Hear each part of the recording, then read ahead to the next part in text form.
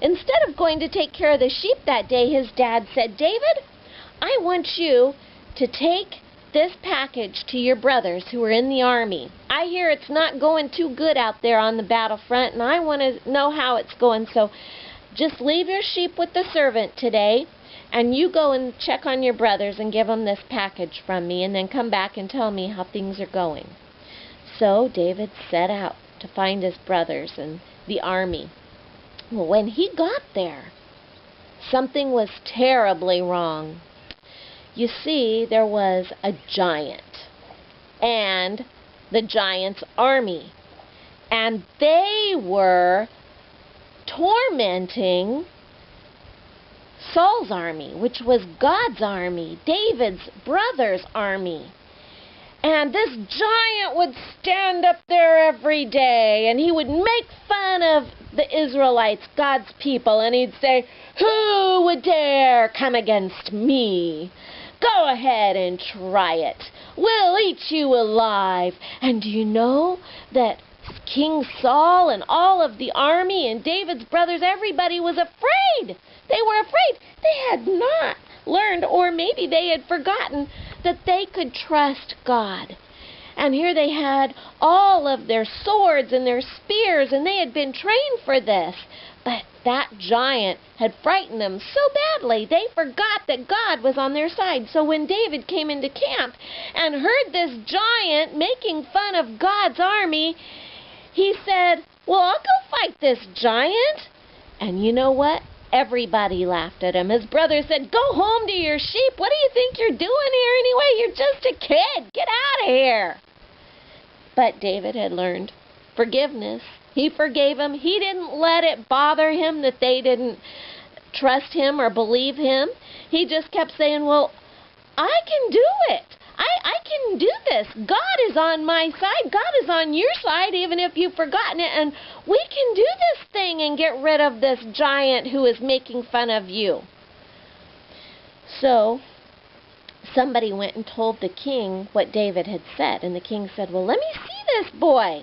So the king saw David. They brought David in before the king, and the king just shook his head. He was disappointed. He had started getting his hopes up. But David said, no, I had killed a lion and a bear, and I know that I can kill this giant.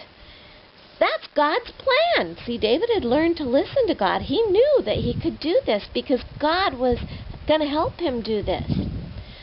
So finally the king agreed, and he wanted David to put his heavy armor on, and David did, but David was like, I'm not used to this. I don't need this armor. It's not going to help me. God's going to help me. So the king said, okay, and David went out, picked up 5 smooth stones, remembered the lessons that he had learned, to trust God mainly, and to obey, and he knew that God would help him.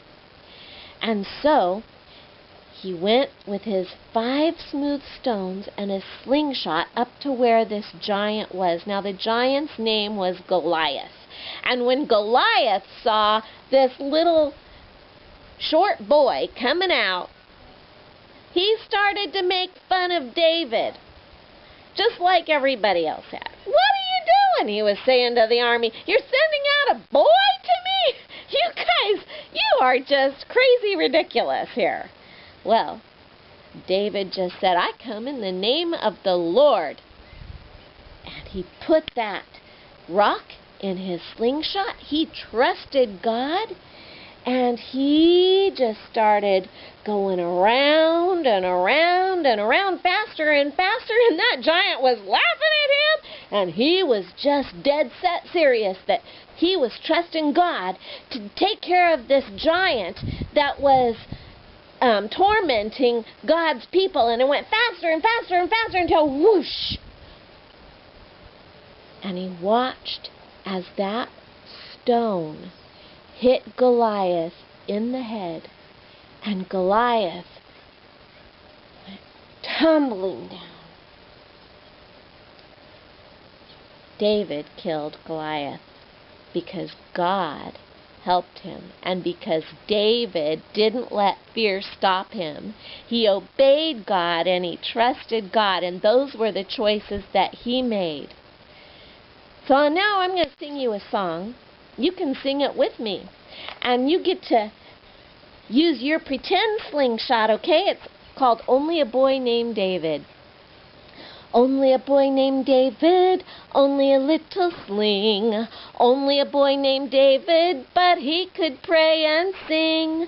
Only a boy named David, only a rippling brook. That's where he got the stones. Only a boy named David, and 5 little stones he took, and 1 little stone went into the sling, and the sling went round and round. And 1 little stone went into the sling, and the sling went round and round, and round and round and round and round and round and round and round. And 1 little stone went up in the air, and the giant came tumbling down. All right, boys and girls, I hope you choose to trust and obey God, to listen to His voice. All right, I love you guys. I'll see you next time. Bye-bye.